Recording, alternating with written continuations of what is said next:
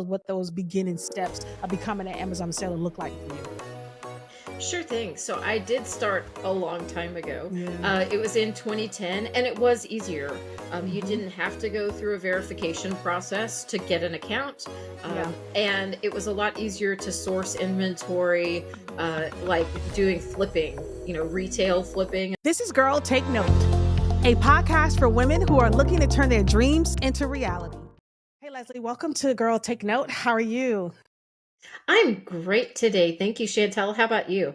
I am good. I can't wait to have this conversation so we can talk about Amazon everything because I have so many friends that want to become like merchants on Amazon, but they always talk about the process and how difficult it is. And so to have someone like you that's an expert in it really does, it's going to answer a lot of questions for people.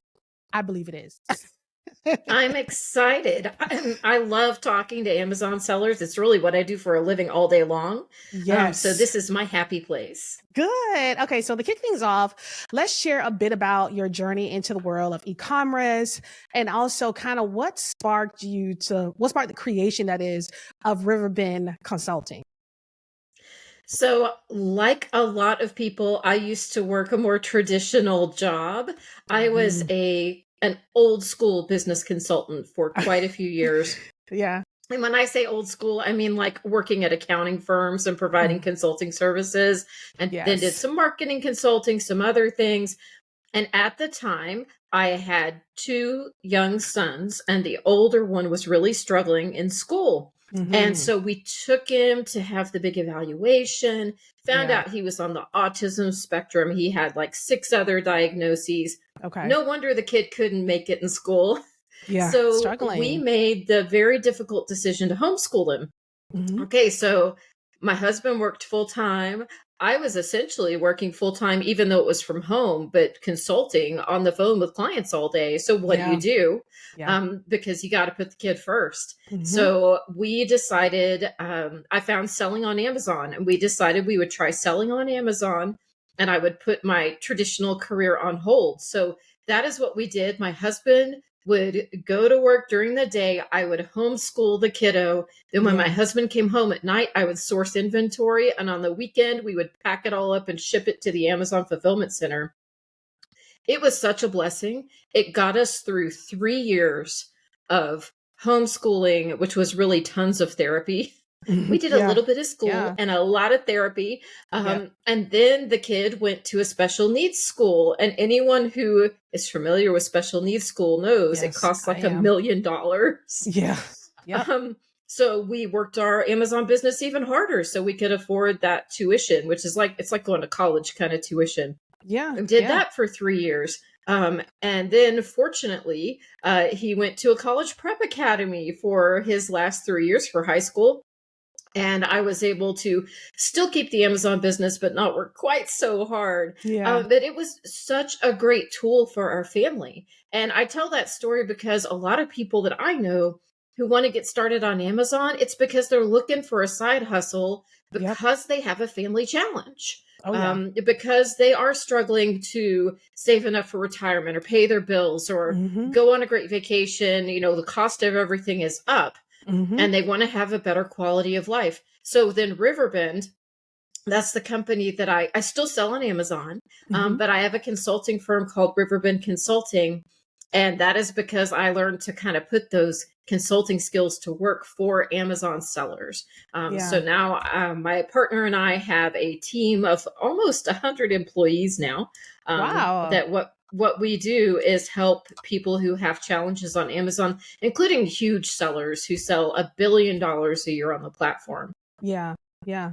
It's so funny because when you started Amazon, when did you start Amazon? Because was it like in the beginning in terms of like when you were able to start Amazon, and was it an easier process? Because like I said today, I feel like a lot of my friends think it's so challenging to try to get on Amazon, to become a verified Amazon merchant, right? And because you said that you pack it and send it over to the Amazon fulfillment center. So kind of tell us what those beginning steps of becoming an Amazon seller look like for you.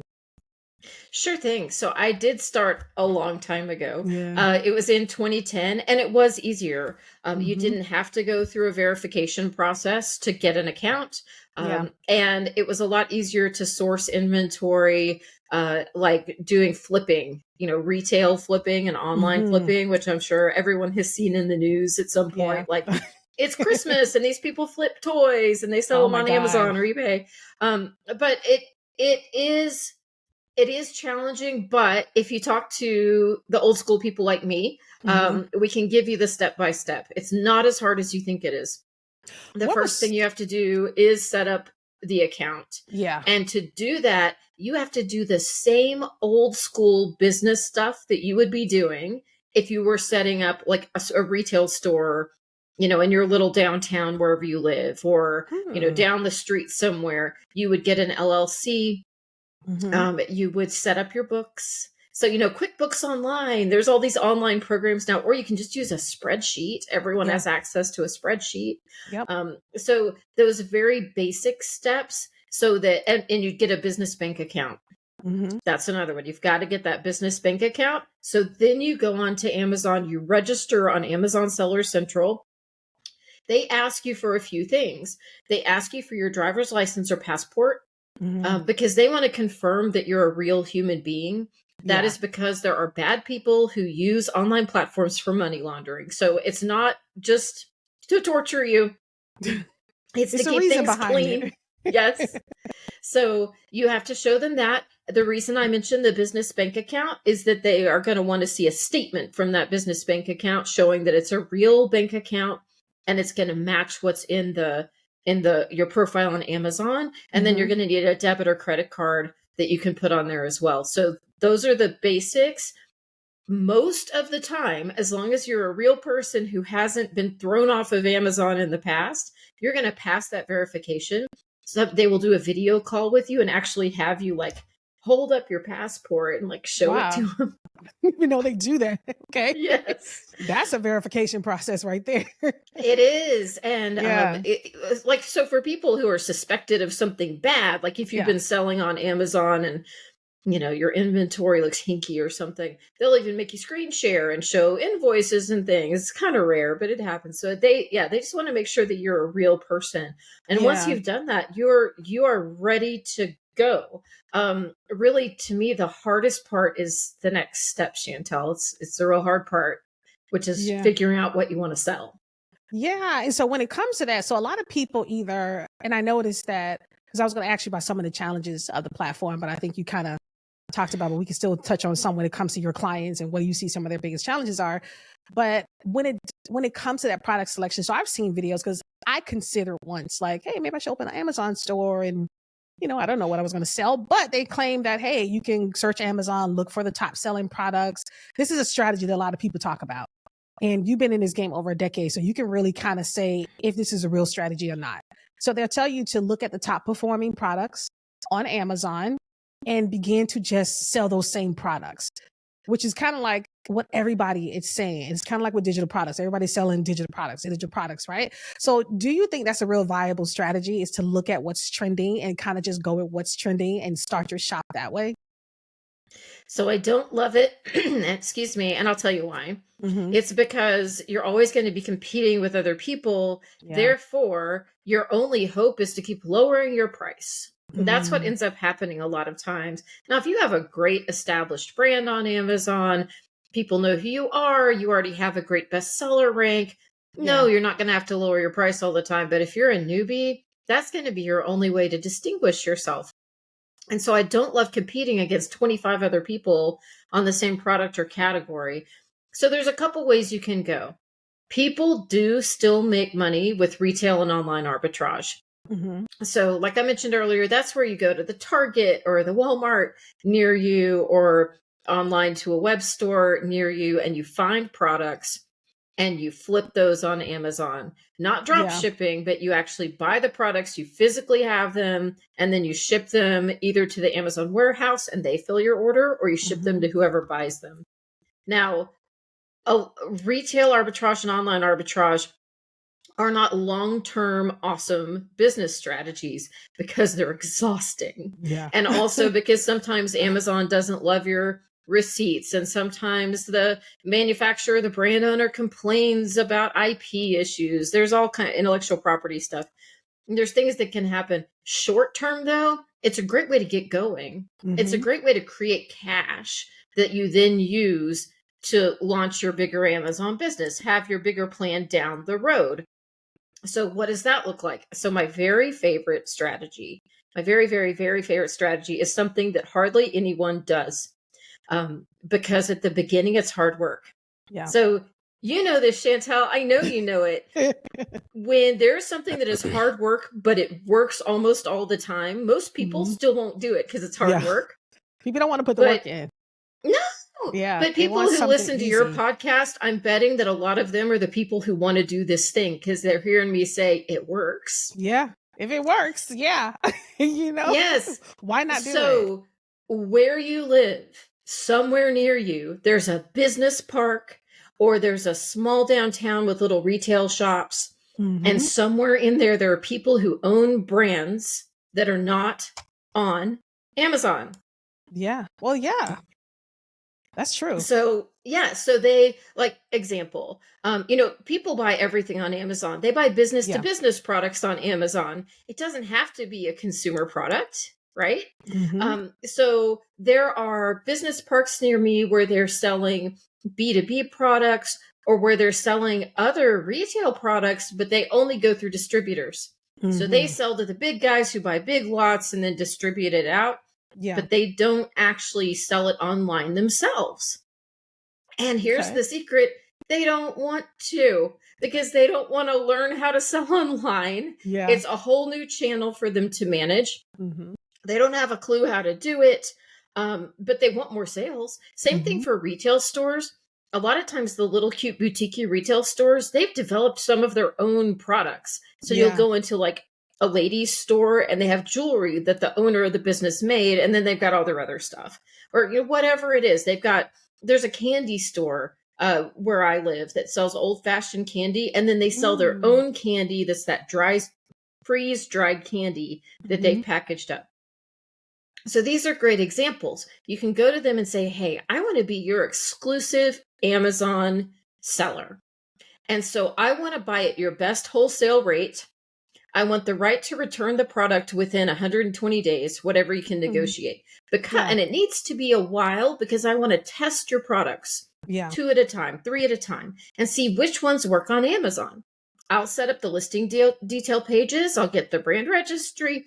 I'll put up the photos and I'll write the listings and I'll even run ads to make these products sell. But I want your best wholesale rate and let me return the ones that don't work. And the ones that do work, I'm going to be ordering from you every 30 days and shipping them to the Amazon warehouse, filling those orders.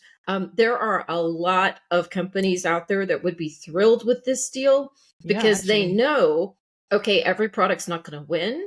But if she can get me 2 or she can get me 3 that hit it, yes, I have a new sales channel. I have a new distributor. I'm selling a lot more product. Yeah. Also, it makes them feel good.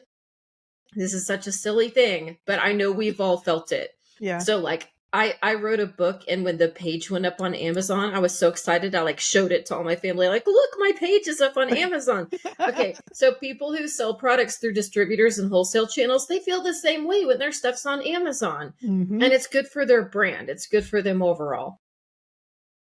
So let me ask you, so is drop shipping not a strategy that works well on Amazon simply because it's coming from a different place of shipping versus being able to be shipped directly from Amazon?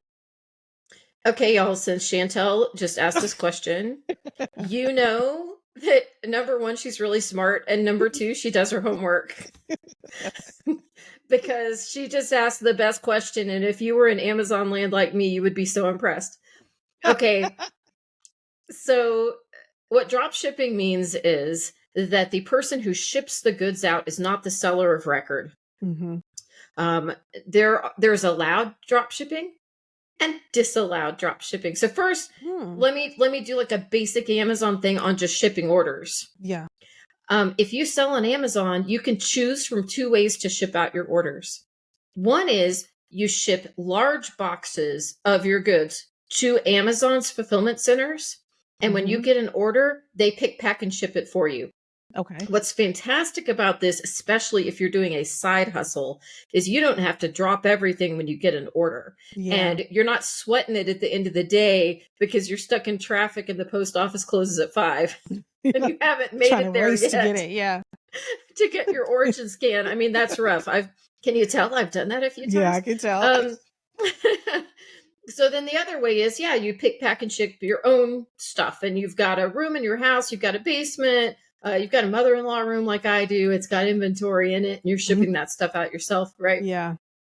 So then the third way is drop shipping. So if you are like, imagine you're an auto parts seller or a computer parts seller, these are really common. You might have a large distributor who supplies the computer parts or the auto parts you sell because they have a million different part numbers. For every headlight, there's the make and model and year of the car, right? Yeah. So that's a lot of part numbers.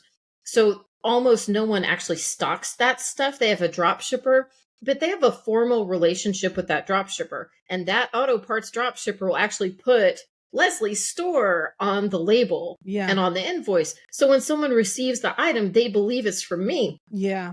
Yep. The drop shipping scams that you see that are telling you, make $1 million, never touch the product on Amazon. Woo, we can manage it all for you. What they're pushing is drop shipping that's actually not allowed. And so that's where you list an item, you don't actually have it, you don't own it, but Home Depot does, or Target does, or Walmart or Sam's. And so Sam's is selling it for $50. You list it on Amazon for $65. Someone buys it from you, and then you order it from Sam's and put their address as where it's going to. So I'll tell you why Amazon hates this is because it comes in a box that says it's from Sam's. Yeah, it does. And that is really confusing. Yeah. For the customer. I mean, first of all, Amazon wants credit for the orders that go well. They don't want people to hate them for the orders that don't go well if Sam's was late or, it's all smashed up or something. But also just people are like, what the heck? I don't buy stuff from Sam's. Why did I get this? And they open it and there it is. It's the thing they ordered from Amazon. And by the way, it says it was $50 and you paid $65. So now you're really mad, right? Yeah. Price gouging. So that's why, right? that's why Amazon doesn't allow retail drop shipping, and they do eventually catch it. And here's why you don't want to do it, folks, because when they catch you, they hold your funds permanently. Oh, wow. So whatever money is in that account, they won't let you have it back. Ever. That'll be it. You won't get that anymore. Nope. And like you said, drop shipping is such a huge thing that everybody talks about and how you can make a lot of money. And a lot of different things people talk about. But I think something that people don't talk about is like you said, the work that goes into it. And so with Amazon platform, because I'm in e-commerce, so I know a lot about it in terms of like search, browse and stuff like that. When it comes to creating listings, right? Do you really have to consider like SEO on the Amazon platform in terms of like how people are searching and how people browse, what target keywords that people use in order to search, in order to make sure that your product is served to them when they're searching? Absolutely, you do. And Amazon has their own algorithm. So if you get really deep into it and you're a bigger seller, either you're going to hire someone with this expertise, or you're going to spend the same amount of time as you currently are spending with the Google algorithm, right? So Amazon's is called A9. That's the algorithm that they use to determine what product to serve up when someone searches keywords. So if they're searching for a detangler hairbrush, like I have in front of me on my desk, how do they decide which detangler hairbrush they serve up and show, if it's yours or if it's someone else's?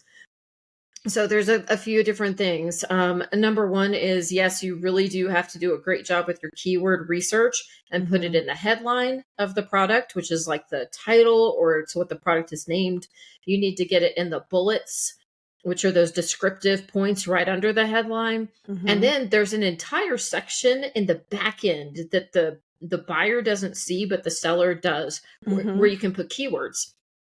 So you can add all kinds of keywords and long tail keywords. And a long tail keyword might be something like detangler brush for children with long hair, because people search for crazy stuff, right? I mean, they're thinking about their situation. They put all these words in. So having those keywords everywhere is super important. Also, having meta tags on your photos Mm-hmm. matters. You want to include that as well.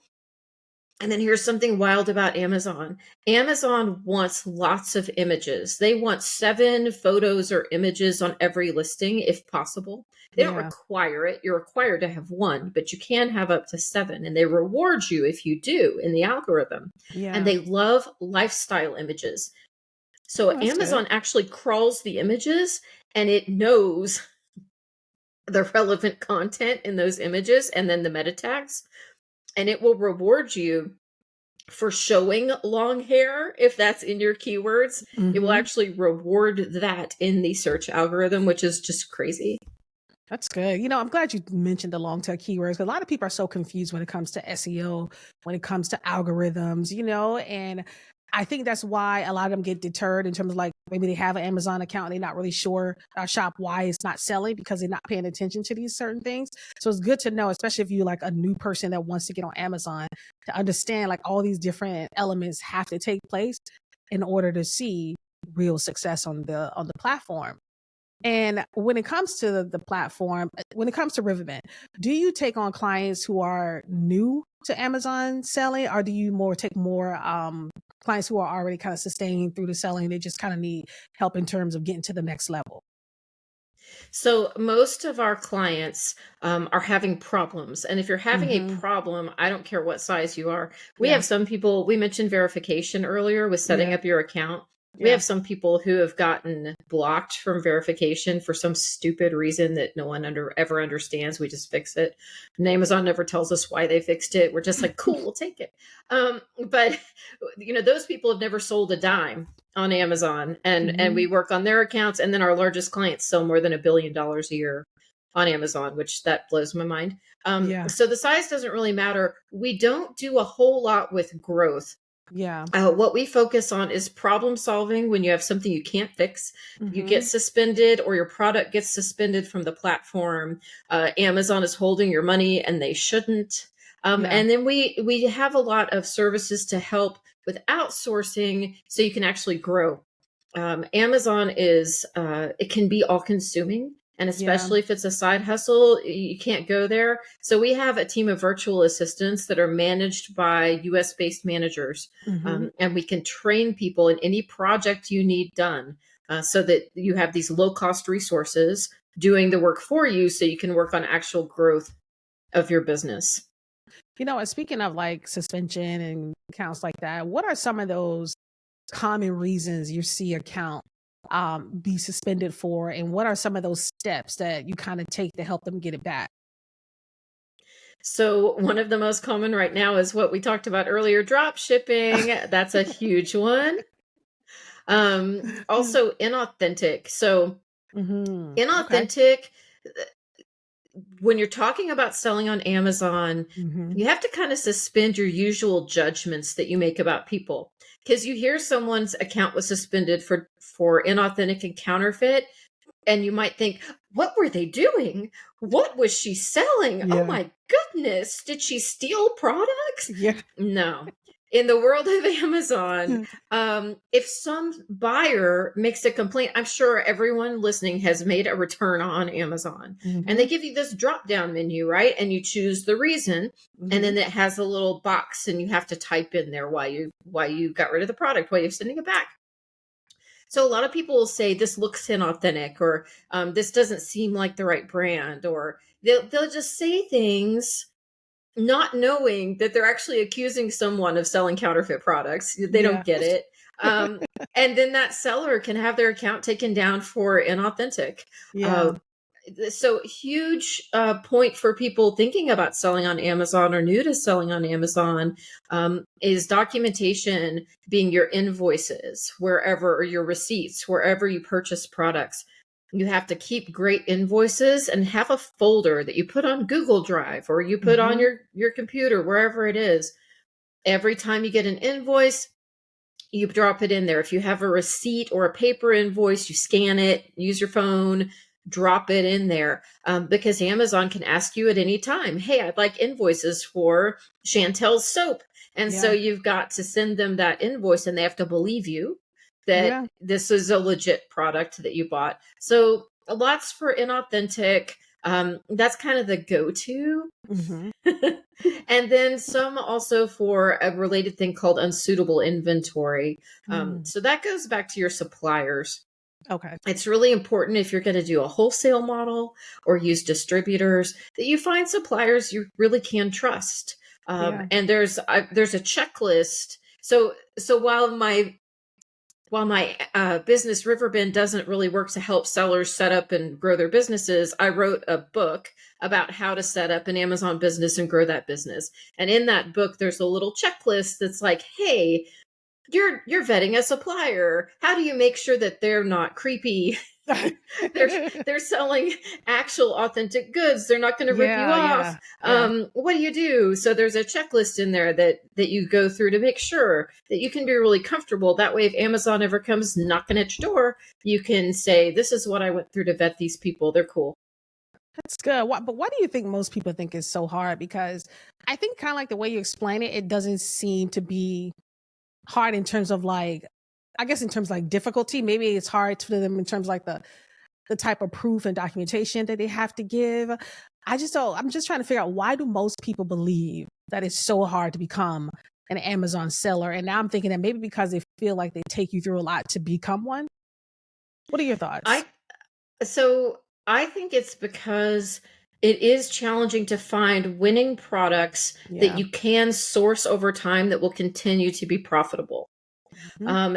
And you're going to buy dogs. I've got stuff that I didn't make money on. And sometimes that happens. You have to fire sale it to get rid of it. You have to put it on eBay to get rid of it. God forbid, put it in a yard sale to get rid of it. Yeah. If you sell long enough, it's going to happen. And also when you're a new seller, you're kind of finding what works for you and what doesn't.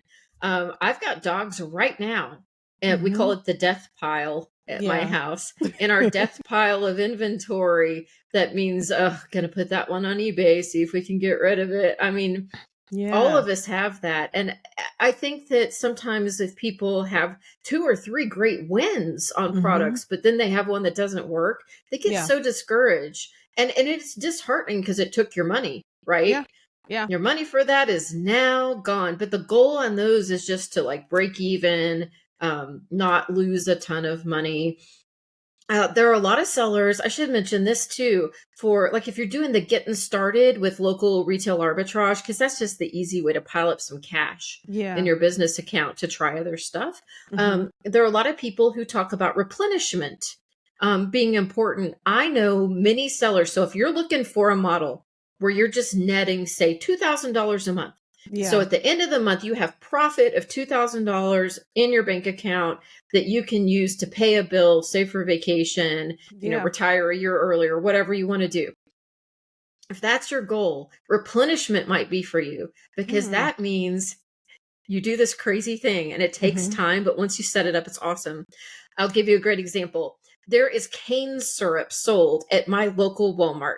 Okay. And it is this specific cane syrup from Louisiana. And for a long time, that manufacturer of cane syrup did not sell their stuff on Amazon. They didn't sell it anywhere online. They do now, but they didn't for the longest time. And so I would sell like 10 cans of cane syrup a month. Okay, that is not exciting, but it is exciting when you just add 10 cans of cane syrup every month to your grocery order that's being delivered to your house. And then you just flip it. I didn't even send those to Amazon. I just merchant fulfill flipped them and sold them for 3 times what I bought them for.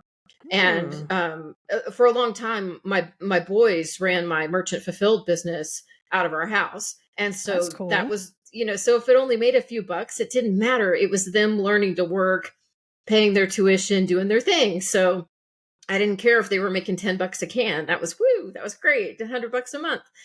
If you can find enough replenishable things from retailers near you, you can make $2,000 off of replenishables, because you can sell 40 units of this and 20 units of that and 20 units of that. And all of a sudden it's added up. So that's another great model, but it is frustrating because some of them will lose. And you've got to kind of get okay with that. And you've got to be okay with, I'm selling 6 products that seem stupid that I would never tell people in my family about. Like if I told you I'm an Amazon seller, most of what I sell is soap. I sell soap, and I sell skincare, and I sell for two. I have that exclusive selling on Amazon arrangement with Mm-hmm. my brands, like I was telling you about earlier, that Yeah. you do with Yeah. local businesses. But I also flip some stuff, and a lot of it's soap. And I mean, people think, well, that's not exciting. It sure is. If you make $5 grand a month, it's exciting It's very on exciting. top of your regular job. People Yeah. take soap seriously. Like seriously, we really do Yeah. take our soap seriously. The scent, Nobody. the color, it all Yeah. matters. Like dry People are skin, all of very it. particular, yes, about their soap.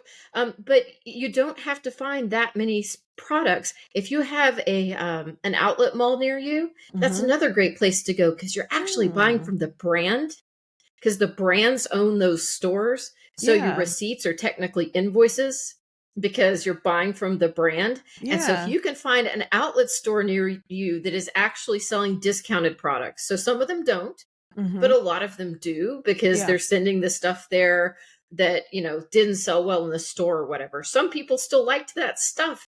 I can tell you, as the mother of a very large child with giant feet, if you can find size 16 shoes in popular Oh yeah. sizes, Yeah. you've got a niche. You do. Because I pay a lot of money for a 16 wide shoe. Mm-hmm. Yeah. You're right about that. Now that's a good idea. It is because I have friends who have large feet and it's hard for them to find shoes too. Hmm. Let me ask you this. So Etsy is another platform that a lot of people sell on. What do you think are some of the advantages to Amazon versus Etsy? One thing I know for sure is that with Etsy, there's not no real verification process, so anybody can sell on there. That's how I feel. So Hmm. I know that's the difference between them and Amazon. What are some of the other things you think are more beneficial for a person to sell on Amazon versus Etsy? So I tell you, I love Etsy for certain things, and I Yeah. actually buy some stuff on Etsy. There's the best bath bomb seller in the world on Etsy. Okay. I got to get that See, we're one. going right back to the bath products. Yeah. I'm such a Yeah. girl. But um you know, Etsy used to be all handmade stuff or Hmm. one of a kind or unique. And I'm sure if any Yeah. of y'all who've been out on Etsy lately, no, it's not really that anymore. You Mm-mm. can get away with selling a lot on Etsy. Um, what's great about Amazon is really volume, and Mm. also so much that can be done for you. Yeah. So if you are selling something that really is handmade, it's unique, it's one of a kind, Etsy is a great place. If you're doing handmade in really small batches, then Etsy is the place for you. If Yeah. you are selling other people's goods and you can get quantity, you're going to do a lot better on Amazon, Hmm. even with the fees, because you can do so much volume, and because you can just ship the goods to them and they fill the orders. Yeah. So most Etsy sellers are filling their own orders. Yep. They Yeah. might have a 3PL, a third party logistics company, doing it, but you'd have to be a really big Etsy seller for that to make sense. Yeah. Yeah. I know a lot of people who do sell very niche type of products on Etsy versus Amazon, because I'm like you said before, I think Amazon is just that space where everybody you can get anything and everything on Amazon. So Amazon is always my go-to place. Etsy kind of be like my second go-to place. I go to Etsy for a lot of digital products. That's one thing I really shop Etsy for. A lot of digital products versus like physical products. I'll head over to Amazon for that. Let's talk about marketing. So when it comes to like you have your store on Amazon and you talked about like ads, what are some of the other marketing strategies that a person would have to do in order to kind of get outside of just the platform itself and its own search capabilities and SEO? What other things that you can do in order to get eyes on your store, on your products? So one of the great things about Amazon is that now it is popping up first, second, third in Google Mm, search results for a lot of products. But to make that happen, you've really got to have a really well-designed listing detail page. yeah. So, like we talked about earlier, you've got to have the front end and back end loaded up with keywords, loaded up with long tail keywords. And for those of y'all who aren't familiar with that term, long tail keywords are just more descriptive. Mm-hmm. And they're cheaper in ads, which makes them really cool to test, because not Mm-hmm. many people want that long tail keyword. I'd love to be able to just own the keyword hairbrush, like my Mm-hmm. earlier example, Yeah. instead of detangling hairbrush for kids with long hair. Yeah.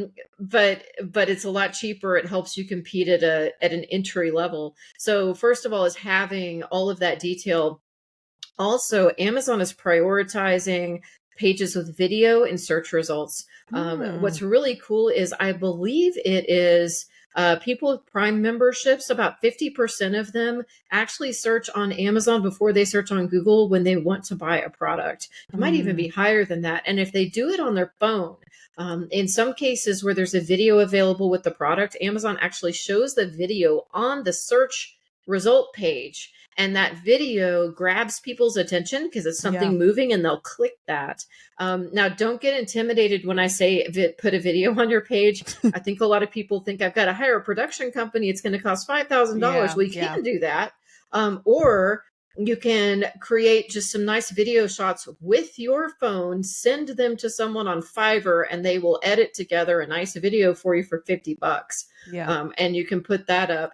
The main goal is to show your product like in a room or with people so they understand how to use it and what size it really is. It's really hard for a lot of people to picture the actual size of a product without seeing it in a room or with humans. Then those lifestyle images that are the 6 extra images. If you really want to sell products, you need lifestyle images that include dogs, babies, and hot women, if at all possible.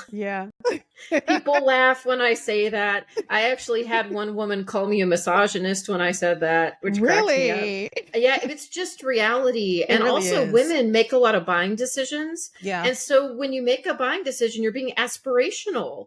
You love seeing the beautiful woman using the product. It's just reality. It's just reality. It is. And I had a client recently, this cracked me up. They actually sell a dog car seat.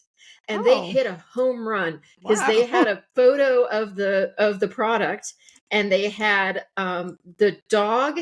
It was a golden retriever, which is like the best dog to use for these things. Because in the car seat. Big dog. How does that work? Yeah, and then next to the dog in the car seat was a baby in a car seat, and then the mom was sitting in the front looking at them in the rearview mirror. And so they had all 3, dog, baby, and beautiful woman, all in one photo. And I was like, winner chicken dinner on that one. That really helps as well. So the more you load up that Amazon page with all those details, Amazon does a lot of the work for you with Google, getting that prioritized.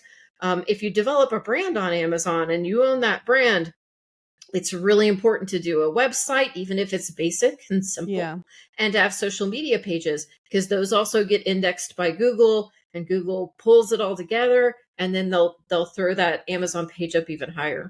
I'm glad you talk about those long tail keywords, because a lot of time when people think about keywords, they just think about, like you said, hairbrush, and they don't understand how hard it is for someone to rank for such a popular keyword, when it's like you need to be a little bit more descriptive and detailed when you're describing your products if you really want to get found and get ranked on Google, because just those popular keywords are so hard to rank from. And I think people confuse it because they see the volume number thinking that, oh, this is what I have to do because it gets such a large search volume. When you're like, no, that's not really the one you want to use. It's a part of it, but it's not the only keyword you want to use when it comes to SEO. So I'm glad you mentioned the being more descriptive about your products, because I think that's super important. That's important in anything that we do across marketing and advertising. Let me ask you this, because one thing I've been noticing, like TikTok shops has been like rising, right? And I was going to ask you, like, who do you think is a competitor with Amazon? Because TikTok shop has become very, very popular. I'm not going to lie. I fell for it too. I brought stuff from TikTok shop. And I feel like sometimes the products that we get from TikTok shop is kind of like the same products we can get off Amazon, but they just kind of like discounted, and we see more video promoting those products. So we get to see real life situations on how they use them, if they truly work, what they look like, what they feel like, all that kind of stuff. Do you look at TikTok shop, if they don't get banned, being a competitor of Amazon? I love that you threw out if they don't get banned, because if they don't get banned. I've had so many questions the last few weeks of how this is all going to shake out. So I know a lot of brand owners who are desperately trying to get onto TikTok shops right now. It is not easy to get on. There's a lot of hoops in their process. I think they also make some judgments about what it's worth. I think they have so many people trying to onboard. They're trying to onboard the brands that they think are actually going to create good content, and that TikTok shops is going to make the most money, which I don't blame them. I would do the same thing with limited capability. So I know so many brands trying to get on there, and many have been very successful once they do get their content, if they can Yeah. figure out the content piece of Yeah. what's going to make people buy. For Amazon, I think the competitors Amazon is most worried about right now are Temu, which I Yeah. mispronounced as Timo. Timu for a long Yes. time, and then Are they Tamo? Sheen. I thought it was Timo.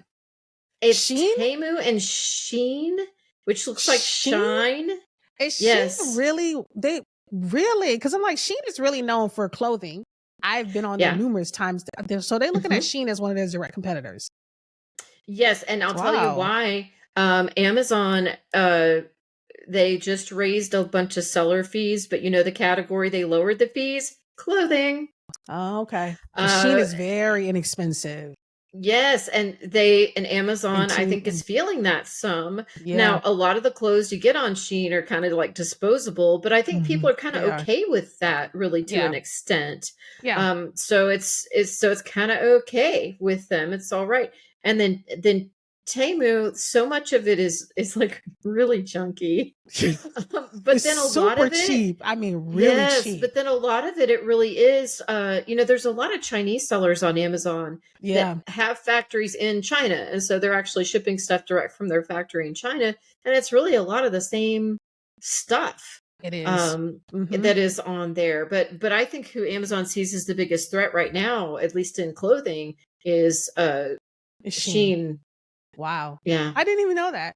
I shop Sheen, but you're right. When you look at Sheen, you know what you're getting. It's their low prices. So you know you're not going to get the best quality of stuff, but you get a lot more of it. You know what I mean? Right. So it's like I brought a few things on there that last, and I brought a few things on there. I was like, oh, I didn't pay that much for it. So yeah, after a few washes, it didn't last very much, very long. But I get it. But wow, that's very surprising to see that they're looking at Sheen as one of their competitors. You know, I'm gonna bring the show to a close, but just what advice would you give someone looking to become an Amazon seller? What tips can you give them to see success on the platform? So I think the most important thing is that if you are motivated to create some extra income for yourself, or to create a business that might replace your full-time job or become a Mm-hmm. full-time job, uh, do not wait. Every minute that you wait is just more time that you've missed out on the Yeah, learnings, figuring out what works, and creating the income for yourself. yeah, And I know it's intimidating, but if you can, find it in yourself to say, okay, I'm going to make this very basic plan, 1, 2, 3 steps, and try it mm-hmm. out. That's huge. Also, there are lots of Facebook groups, and there Yeah, are other kinds of mentoring groups out there, and you don't have to pay for them. There are paid groups. There are paid consultants who will coach you of how to sell on Amazon. Um, that might be great for step 10 for you, yeah, but it's not for step 1. It's not when you don't even know for sure if this is what you want to do. Part of yeah, the reason that I actually wrote the book is there are all these coaches out there saying, pay me $5,000, I'll teach you to sell on Amazon. I'd rather you pay 25 bucks for a book, or 15 for the yep, ebook. yep. And then what if you don't do it, you lost $15. And I'm a lot more okay with that than your 5 Exactly, grand, right? exactly. Give So, us the name of the but book too, Lesley. Though. it's called the Amazon Incubator: Grow Your Yeah, Business or Hatch a New One. yeah. And of course, it's available on Amazon, and you On can get it. Amazon. You can get hardcover, or you can get the download. And Mm-hmm. pretty soon, it's going to launch in audiobook as well. Um, Oh, I'm an audiobook yeah, kind of I'm girl psyched too. about So that. yeah, yeah, But I would just say get started, and like find your people, find your mm-hmm. Facebook group. If you want suggestions, find me seriously on social media. I'm on LinkedIn, I'm on Facebook, I'm on all the places. And if you say, hey, I'm looking for a Facebook group, can you help me find one? This is what I do. Or Yeah, I don't know if I should be a seller. What do you think? I love it when people reach out. I love to just chat with them. I don't get yeah. paid for it. I'm not looking for that. These are small business owners or my people. And so I just Yes. love to talk to them and help them figure out what to do. That's cool. I like that. Yeah. And I'm gonna list all your information down below, also links to the book and stuff like that. So everyone will be able to have everything they need on you so they can get in contact you with their questions and just get inspired by your journey and the things that you do as well. But I think one of the key things you said, and this is and I'm gonna end the show with this, because I feel like with everything that's in today's society, we look at everyone talk about get rich quick, do this, do that. You're gonna make 10,000, you're gonna make 1,000, you're gonna make this, you're gonna make that. Where people forget to tell you that there's actually work that you have to put into it. You have to do the work. Nobody mentions the work. Everybody just tell you how much you're gonna make. They don't tell you that there's a step 1, 2, 3, 4, up to 20, maybe 100. There's steps to it. There's work you have to put into it. But if you put the work in, you'll see the success, right? You'll see it. Yeah, I absolutely agree. And for people who say you can't make money on Amazon anymore, I have thousands of clients who would disagree with you, because we help thousands of clients every year and they are making money. It is worth the effort. And to me, it's worth the freedom that you can gain, because it's income that you can make without being chained to a desk or trapped in an office. Exactly. Lesley, thank you so much for coming on the show. This has been really good. So much great information that you've given, you know what I mean? That people should be able to take this show and kind of use it as their framework to kind of take steps towards becoming Amazon sellers, becoming doing the things that they want to do. So I appreciate you for being on the show. Hey, thank you so much for having me. All righty. All right, guys. I am Shaunie Sanders. This is the Girl Take No podcast, and we will talk to you next time.